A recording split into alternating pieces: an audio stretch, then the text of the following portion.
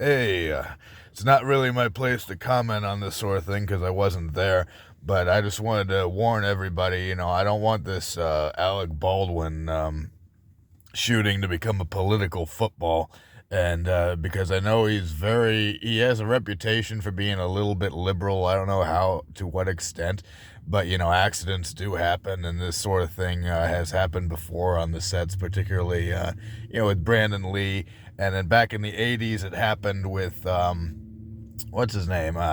Gosh damn it. People keep forgetting his name, but he's one of my favorite actors. It was the guy from Voyages, and he was messing up. He was just making a joke on the set, and he stuck a prop gun straight to his head, and boom, the prop gun with just the powder and flash by itself was enough to penetrate his skull and into his um, brain and kill him. I think his name was, gosh damn it, it's like John Michael Erickson or something. Or he was just a gorgeous and very well. It might be weird for me to call another man gorgeous, but I'm the kind of guy that appreciates beauty of all kinds, even though I'm not gay or something like that. But you know, uh, the guy was a fucking hunk, and I wish I looked like him, if I could put it bluntly. One of the best looking guys. If I ever wanted to troll women around the internet, I'd put him up on my profile. John. Oh God, I think it's John Eric Hexum. Eric Hexum was the last part of the name. But anyway, if I wanted to troll women on the internet, I'd put his face up my profile as if I looked like him. And boy, oh boy, you put his face on your profile on POF, you get all kinds. You get like 70 likes within one night. So I figured out that, yep, it's me. They don't like the way I look. But what you would call it? Yeah, John Eric Hexum. He was screwing around on the set. He put the gun to his head and he killed himself. But otherwise, he was an amazing actor. He was a good person. He saved someone from, gosh damn it, I think he ran down a purse thief or something. He had a very eloquent voice, almost like a white James Earl Jones, and he had a bright future ahead of him in real acting. He wasn't a mimbo or something like that. That was a good guy that we lost a long time ago.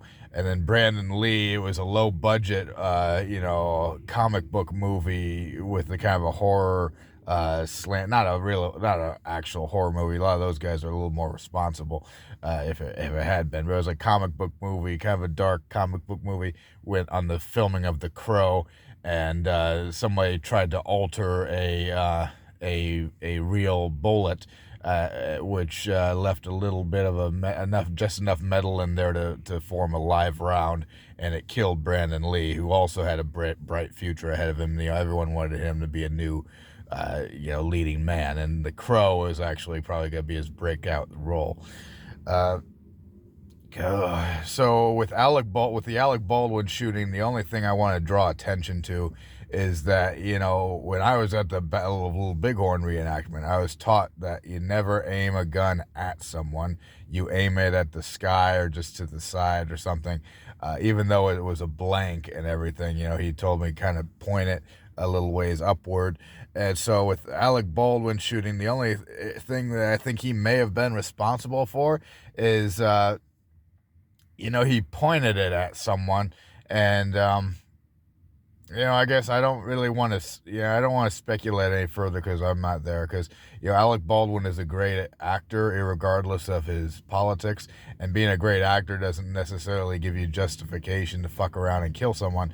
But it's a very human thing that mistakes happen. I don't know the circumstances. Maybe he was shooting a scene and he's shooting towards the camera, and while shooting towards the camera, he accidentally knocked out the cinematographer.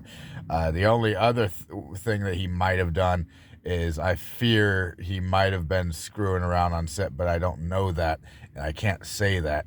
But, if you don't want to walk up to the cinematographer, and be like, oh, hey, boom, baby, who happens to be a pretty girl, and then have that happen.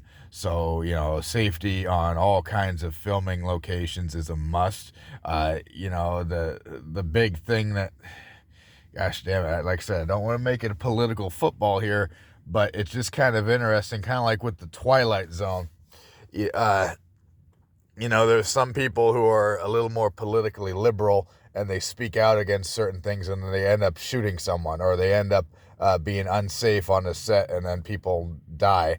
In the case of what it was with the Twilight Zone, they were filming an anti-Vietnam segment, and then suddenly, the director John Landis is calling for more explosions, and he wants the helicopter to be in closer for the shot. And so Vic Morrow and the two kids who are working past their labor hours, not that I could give a crap about that, Vic Morrow and the two kids who were working past their labor hours got a helicopter fall on them, and the propeller blade decapitate them. It decapitated two of them, and it's a famous video, and it was a horrible tragedy that happened because someone was being irresponsible on the set. And if you contrast that to the political message that they were trying to send with the Twilight Zone movie, it was a movie uh, that was largely against the Vietnam soldiers. And what happens is the character of Vic Morrow that he was playing was a bigot who gets sent, throughout different notable incidents throughout history where racism had occurred. So what they were doing in the Twilight Zone movie was they were comparing our Vietnam soldiers to Nazis. They were because that's the other. He was sent to like World War II Germany, and he's a Jewish person running from the Nazis. They were going to film a scene. I don't know if they finished it or not, where he was sent to the South and he was running away from the Klan trying to kill him. And so he was getting a taste of his own medicine from all these different, racial groups. But then they send him to Vietnam and he's a Vietnamese getting hunted down by the U.S. soldiers. And so that is where it becomes, something that shouldn't have been going on.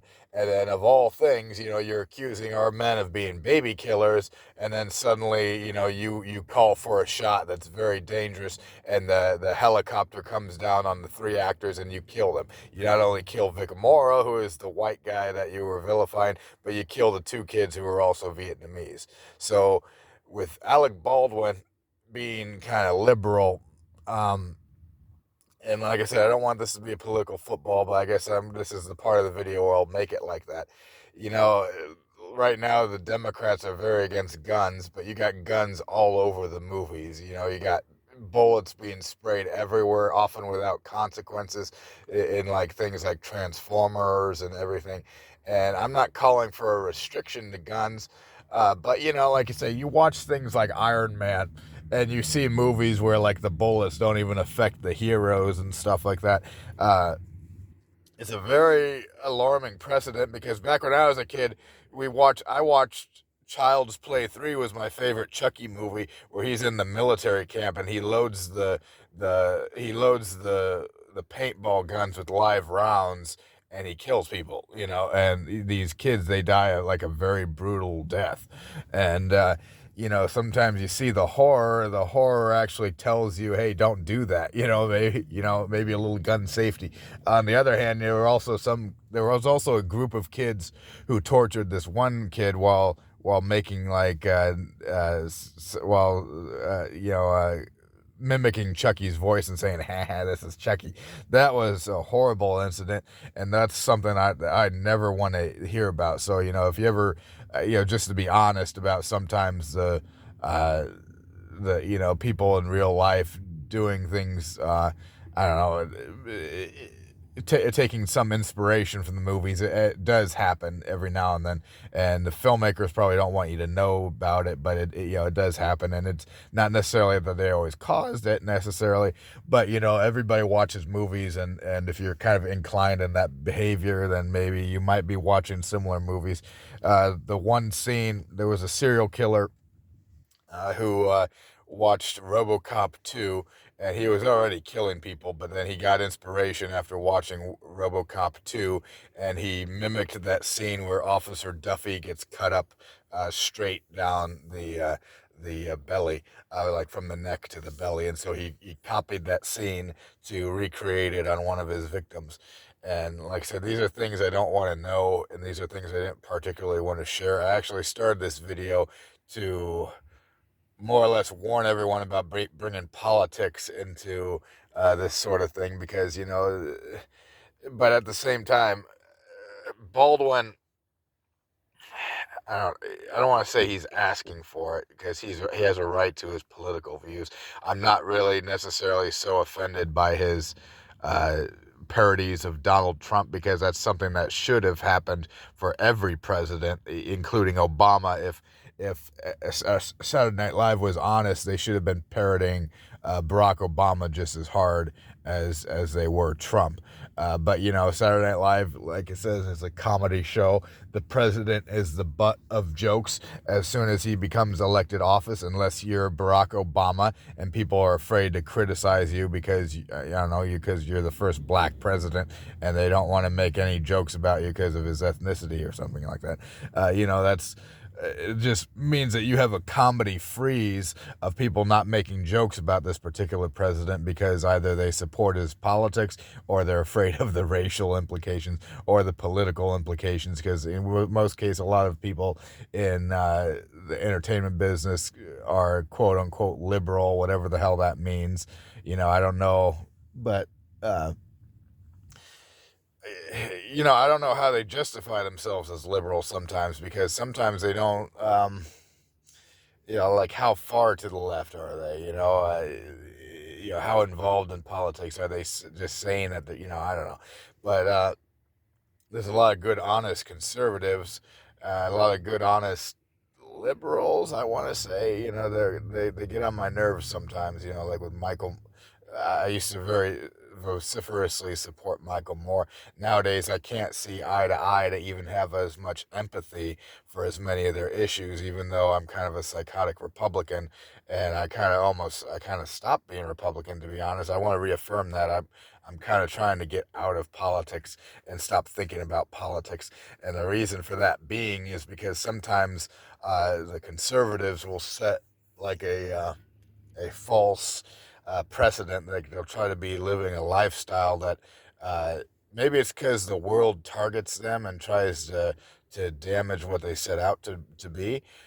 But the precedent that happens is that, let's say you're trying to live a completely moral life. Well, sometimes real life gets in the way. It's hard to be perfect. So I don't want to be. I have enough. I'm trying so hard to do the right things in life that I don't want to be. Gosh damn it! I don't want to set up a superficial version of myself. Is what I'm getting at. People have sex, and you gotta have sex in order to make families. And then your children are gonna grow up, and then they're gonna have sex, and they're gonna have relationships. And so far, like right now, I live. I'm can't living out of my car in Waukee. And Waukee is a huge, rich community. Like all of our customers here at Ponchero, well, I forget I said where the hell I work. A lot of our customers here make like 100, 200,000 and up, and the houses here are like no less than 250,000 and up, more than likely, and the apartments are very expensive. So who is going to staff these stores? Who is going to make the food? Who is going to run these stores? Who is going to make a decent, livable wage to maybe break out of here and make a difference for themselves one day? Well, the if I wasn't paying a mortgage on my house in Lucas, which is it's a house I bought for my mom to live in, uh, then maybe I would have been able to afford one of these pricey apartments. But, with these apartments, they take up half your paycheck, and then just for the rent alone. And then, like I said, you live in paycheck to paycheck. Something has to come down in order for people to get ahead. And there's a lot of people that can't get ahead because they're not making. Like I said, Theodore Roosevelt, who was a Republican, spoke out about making the living wage, which is real important to his viewpoints in the world. And he was a rich man who just kind of thought about, hey, this is what we need to succeed, and for Americans to succeed in life is to make a living wage. That way you make enough to stock away. You make enough to pursue your interests. You make enough to justify showing up to work every day and wanting to perform a job. But you also work that fucking job. And, that has to be said too, because that's the other problem we have is people that don't want to work. A lot of people who want to get high all the time or do things that aren't right in life. And, we are reaching a breaking point where some of this is going to collapse. And you got two sides of the coin here. You got some people that don't want to work and aren't getting paid very, very well, and then you got other people that are kind of in their closeted communities who are not going to come down here and no, actually, I gotta say, of the two, actually, I've seen, for my company at least, I've seen them in the trench. I've seen them in the store, personally work in the store. So no matter how high up they are at Poncheros, yep, I said their name, they still come to our level, work the job, and train us and teach us. Sometimes they're a little bit bullshit in the way that they talk and carry on about things, but their corporate is. I was impressed at the level of corporate people I've seen personally man a store. So they do have some edge to them, and they're pretty damn good. So this is a video about my personal views and personal beliefs.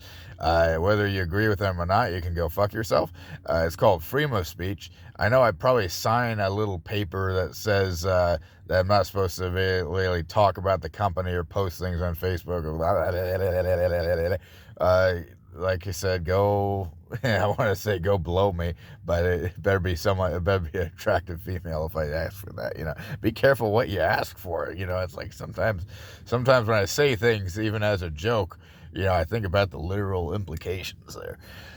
So anyway, oh my gosh, sorry for being vulgar too. I don't like to talk that way, but the world is changing in a way where if you want these fine things, and Pancheros is a very fine restaurant with very good cuisine, we gotta have time and people and energy to make these items that people seem to enjoy. And if you like eating here, then why are you bitching about us? So we're trying to up the food quality, and I've made observations about like say putting you know. Making sure there's enough water for the rice so that it can fatten up and be like, because there's other restaurants that I compare it to. Like if I'll go to the one in Ames or something, I'll notice that their rice is really good. So let's figure out what the hell they're doing right and incorporate it into us. But at the same time, their number one goal is profit, and that's fair. I just wish it was profit with quality of service, and I think we are trying. I got a really good boss here that is very supportive of like I said, that gets kind of personal, and maybe I shouldn't be talking about all this, but like he's supportive of what I want to get done here, and I haven't had that kind of support in almost any other. Well, I don't know. This is the part of the video I wish I could clip short, because there is some company things that you just don't want to leak, because then people watch and then they'll be like, oh, is that how you're managing me?